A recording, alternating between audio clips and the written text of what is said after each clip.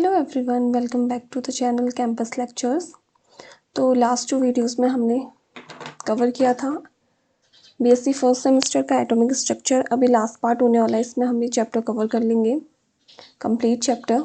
इसमें आपको proper notes और मैंने समझाया भी था काफ़ी कुछ, तो आई होप आपको समझ में आया होगा, आपको वीडियोज़ अच्छी लग रही होंगी। तो आज हम स्टार्ट करेंगे जितने भी प्रिंसिपल्स हैं, इलेक्ट्रॉन कैसे कैसे फिल होता है, कौन कौन से रूल्स हम फॉलो करते हैं, क्या क्या चीज़ें हम देखते हैं, उन सब के बारे में। तो सबसे पहले है अफवा प्रिंसिपल। अफवा प्रिंसिपल अफवा साइंटिस्ट ने दिया था, जो कि एक जर्मन साइंटिस्ट थे। इसका मतलब होता है बिल्डिंग अप या कंस्ट्रक्शंस, मतलब हम ऑर्बिटल्स कैसे बनाते हैं या फिर filling of electrons in the orbital. हम इलेक्ट्रॉन कैसे कैसे किस किस ऑर्बिटल में कैसे फिल करते हैं। हम रैंडमली फिल नहीं कर सकते, जैसे पहले 1s में फिल किया, हम सीधे फिर 3s में नहीं जा सकते। उसके बाद हमको 2s में जाना पड़ेगा, देन 2p में जाना पड़ेगा, देन 3s में जाना पड़ेगा, then 3d and then 4s। 3f बाद में आता है। वो कैसे आता है, बाद में क्या आता है, उसके लिए सारे प्रिंसिपल फॉलो करते हैं हम।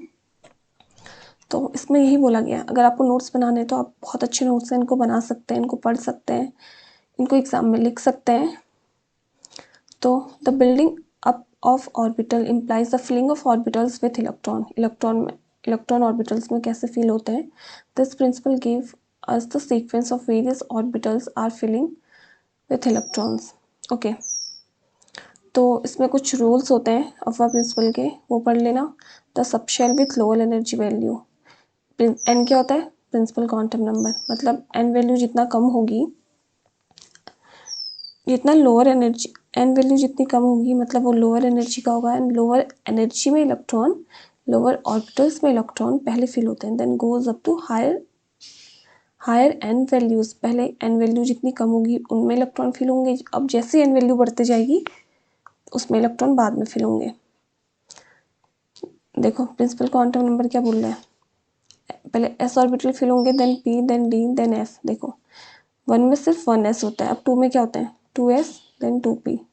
तो पहले 1s का सिर्फ 1 फिल होगा, देन ये पूरा एक ऑर्बिटल है, ठीक है ना, देन 3s यहाँ पे होगा, okay, that is 3s, 3p and 3d। अब 2s में आएंगे तो पहले 2s में फिल होगा, देन 2p में, देन 3s में, देन 3p में, देन 3d में। ऐसे फिल नहीं होगा 1s 2s 3s नहीं आएगा, पहले पहले 2p आएगा, देन 3s। ओके, हम नीचे देखते हैं कि कैसे कैसे फिल होते हैं। ये एक टेबल है, अगर आपको ये प्रिंसिपल एग्जाम में पूछते हैं तो आपको ये टेबल भी बनानी है। ओके, तो हम यहाँ से स्टार्ट करेंगे। नीचे हो गए लोअर एनर्जी के, ओके, यहाँ पे कैसे हो गए लोअर एनर्जी के, और ऊपर हो गए हायर एनर्जी के।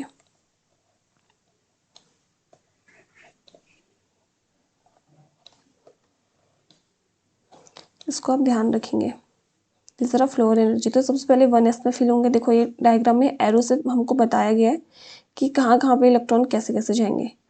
सबसे पहले फिल होते हैं लोअर एनर्जी में, सबसे पहले फिल होगा, सबसे पहले फिल होगा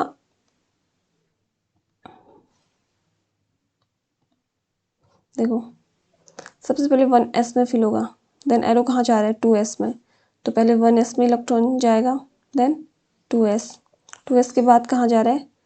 देखो ये पूरा एक पैटर्न फॉलो कर रहा है, आपको भी यही बनाना है। सबसे पहले लिख लेंगे यहाँ पे 1s लिख लो, 2s 2p लिख लो, देन 3s 3p 3d लिख लो, 4s पहले लिख लो, फिर उसके बाद उसमें एरो बनाओ। फिर 2s के बाद कहाँ जा रहे हैं 2p में, ठीक है, 2p के बाद कहाँ जा रहे हैं 3s में, 3s के बाद गोज इनटू 3p, 3p के बाद देखो कहाँ जा रहे हैं, 3p के बाद एरो ऊपर को आ गया, 4s में जा रहे हैं, 4s के बाद हम then goes to 3d, 3d के बाद 4p, देन 5s। ऐसे हम आगे को साइकिल बढ़ते जा रही है ऊपर को, ठीक है। तो ये याद कर लेना, अगर हमको हाइड्रोजन हीलियम इनमें फिल करने, जैसे कार्बन में फिल करने, कार्बन में 6 इलेक्ट्रॉन्स होता है ना, तो सबसे पहले 1s में फिल होता है, 1s में 2 इलेक्ट्रॉन जाएंगे, देन उसके बाद कौन सा ऑर्बिटल है, 2s में 2 इलेक्ट्रॉन जाएंगे, देन 2p में 2 to 4 बचे कितने, 2 इलेक्ट्रॉन्स, तो 2 इलेक्ट्रॉन्स यहाँ पर जाएंगे, ठीक हो गए 6 इलेक्ट्रॉन्स। तो ऐसे ये चीज़ें ध्यान रखना कि हम जैसे जैसे बढ़ते जाएंगे वैसे वैसे चेंज होते रहेगा। तो गोज इनटू, अब हम नेक्स्ट पढ़ते हैं। नेक्स्ट क्या है, देखो ऑर्बिटल्स की एनर्जीज देख लो। 1s की एनर्जी कम है, देन 2s 2p, आगे को बढ़ते जाओ। देखो 7s यहाँ आ रहा है, 5s बाद में आ रहा है, अकॉर्डिंग टू जो हमने ऊपर डायग्राम बनाया। अगर आपको फिलिंग ऑफ इलेक्ट्रॉन्स नहीं आता तो डायग्राम देखो, उसके बाद फिल करना शुरू करो। ओके,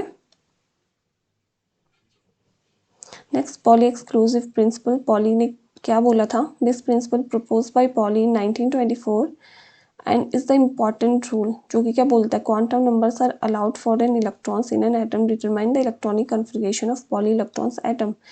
तो ये बोलता है कि in an atom 2 electron can not have the same value of 4 quantum number. हमने 4 क्वांटम नंबर पढ़े थे ना ऊपर, principal quantum number, azimuthal quantum number, magnetic quantum number and spin quantum number. अब पॉली एक्सक्लूजन प्रिंसिपल ये बोलता है कि 4, अगर हमारे पास कोई इलेक्ट्रॉन है,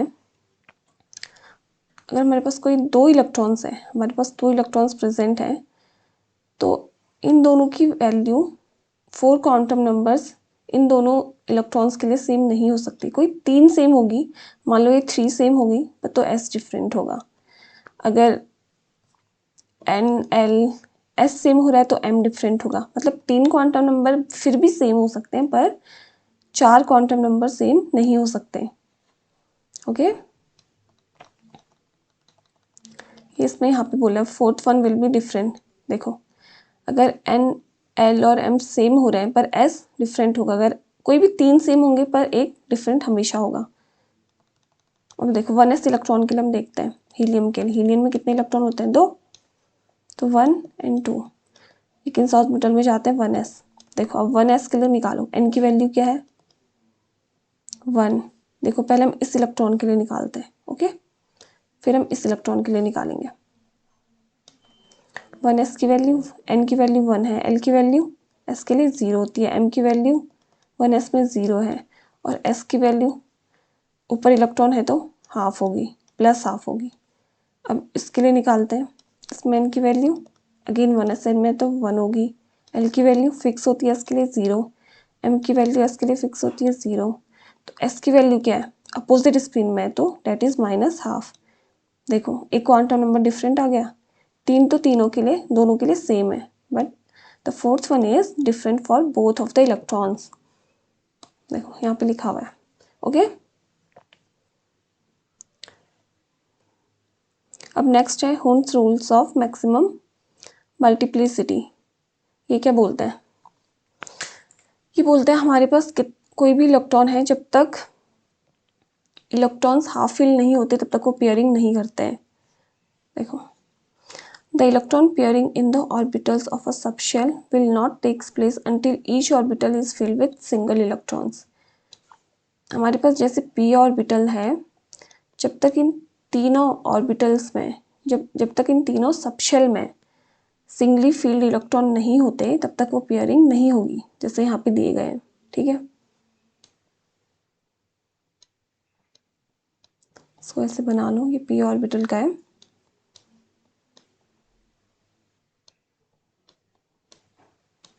ये देखो p ऑर्बिटल क्या बोल रहा है, जब तक तीनों में पेयरिंग नहीं होती, सिंगली फिल नहीं होते, तब तक पेयरिंग स्टार्ट नहीं होगी। अब यहाँ पे देखो पेयरिंग पहले कर दी है, ये ऑर्बिटल खाली है, दिख रहा है,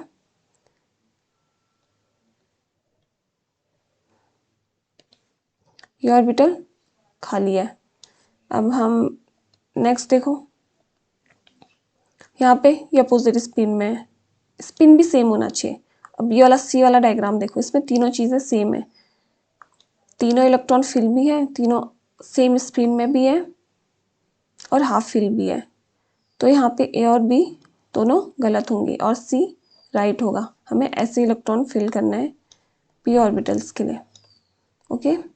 अब नीचे और भी सारे दिए गए हैं, जैसे देखो P3, P में 3 इलेक्ट्रॉन है, 3 ऑर्बिटल्स होते हैं तो ऐसे फिल होंगे। D में 5 इलेक्ट्रॉन्स होते हैं, D में 5 इलेक्ट्रॉन्स हैं, 5 ऑर्बिटल्स हैं तो ऐसे फिल होंगे। अब F7, 7 ऑर्बिटल्स हैं, सारे हाफ फिल्ड हैं। अब P4 आ गया तो पहले हाफ फिल होंगे, उसके बाद नेक्स्ट वन में जो फर्स्ट वन है उसमें पेयरिंग स्टार्ट होगी। अगर P5 होगा तो फिर यहाँ पे हो जाएगा, P6 होगा तो देन यहाँ पे हो जाएगा। ओके, ऐसे D6 में होगा पहले 5 and then 6 goes to first place and in opposite spin. देखो अपोजिट स्पिन में आ रहा है, सेम स्पिन में नहीं आता है। ऐसे F8 में ऐसे फिल होंगे। ओके, इफेक्टिव न्यूक्लियर चार्ज, ये लास्ट टॉपिक है इस चैप्टर का, उसके बाद आपका ये चैप्टर खत्म हो जाएगा। अगर आपको नोट्स बनाने हैं तो आप बिल्कुल नोट्स बना सकते हैं, बहुत अच्छे नोट्स हैं। तो effective nuclear charge, effective nuclear charge क्या बोलते हैं, शील्डिंग और स्क्रीनिंग इफेक्ट इसको हम बोलते हैं। तो देखो जो इनर मोस्ट जो शेल होता है वो उसमें सबसे ज़्यादा स्क्रीन या फिर अट्रैक्शन होता है थ्रू द न्यूक्लियस। देखो एक ये न्यूक्लियस है, इन पॉजिटिव चार्ज, ये फर्स्ट वाला हो गया 1s, फिर हो जाएगा 2s, फिर देखो 2s में 2s और क्या होते हैं 2p होते हैं। ठीक है, फिर 3s में क्या क्या होते हैं,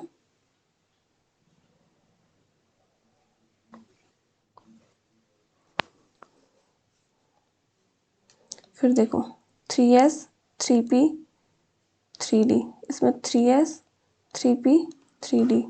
अब ये क्या बोल रहा है, जो इनर मोस्ट है, जो 1s इलेक्ट्रॉन है या फिर 2s है, ये न्यूक्लियस है। न्यूक्लियस क्या करता है, इलेक्ट्रॉन को अट्रैक्ट करता है। Electrons are negatively charge, nucleus is positively charge.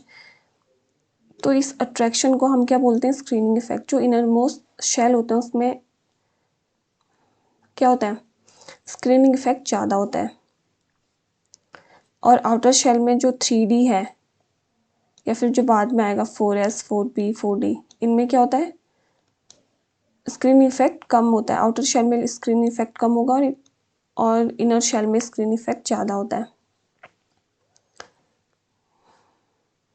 तो effective nuclear charge defined as the difference between actual nuclear charge and the screening constant. Screening constant को सिग्मा बोलते हैं। By the interviewing electron, interviewing electrons मतलब जो inside present होते हैं उन electrons को हम इंटरव्यूइंग इलेक्ट्रॉन्स बोलते हैं। अब देखो शील्डिंग इफेक्ट S में ज़्यादा होगा then P then D then F। देखो 1s में सबसे ज़्यादा स्क्रीनिंग होगा। अगर हम 2s और 2p की बात करें, इन दोनों की बात करें तो 2s में ज़्यादा होगा देन 2p। और 3s 3p 3d की बात करें तो 3s में ज़्यादा होगा देन 3p देन 3d, ऐसे 4 में होगा। ठीक है, और क्या क्या फैक्टर्स होते हैं जिनकी वजह से ज़्यादा इफेक्टिव होता है, इंटरव्यूइंग इलेक्ट्रॉन। जितने ज़्यादा नंबर ऑफ इंटरव्यूइंग इलेक्ट्रॉन होंगे उतना ज़्यादा मैग्नीट्यूड होगा सिग्मा का और ज़्यादा इफेक्टिव कम होता जाएगा उनमें। डाउन द ग्रुप क्या होता है, जैसे हम डाउन द ग्रुप जाएंगे तो आउटर शेल इंक्रीज नहीं होते, जो इनसाइड द सेल होंगे, जैसे 3s 3p 3d में है तो वहाँ पे 4s नहीं आती, d में इलेक्ट्रॉन भरते जाएंगे। जैसे 1, अगर हम डाउन द ग्रुप जाएंगे तो फिर 2 फिर 3 फिर 4, d में इलेक्ट्रॉन फिल होंगे। ऐसे में फिल होगा तो क्या होगा, जो इलेक्ट्रॉन्स हैं वो शेल में बढ़ते जा रहे हैं। ठीक है, तो सिग्मा तो इंक्रीज कर रहा है बट जेड इफेक्टिव डिक्रीज कर रहा है। ओके, इसको ध्यान रखेंगे। और जैसे साइज ऑफ एटम इंक्रीज करेगा तो जेड इफेक्टिव डिक्रीज करेगा, क्योंकि 4s 4p 4p। ठीक है, डाउन इन द ग्रुप और अलोंग द पीरियड हम जाएंगे तो एटॉमिक साइज डिक्रीज करेगा, एटॉमिक साइज डिक्रीज करेगा तो जेड इफेक्टिव इंक्रीज करेगा। ओके, इसको आप लोग ध्यान रखेंगे। आई होप आपको ये वीडियो समझ में आई होगी।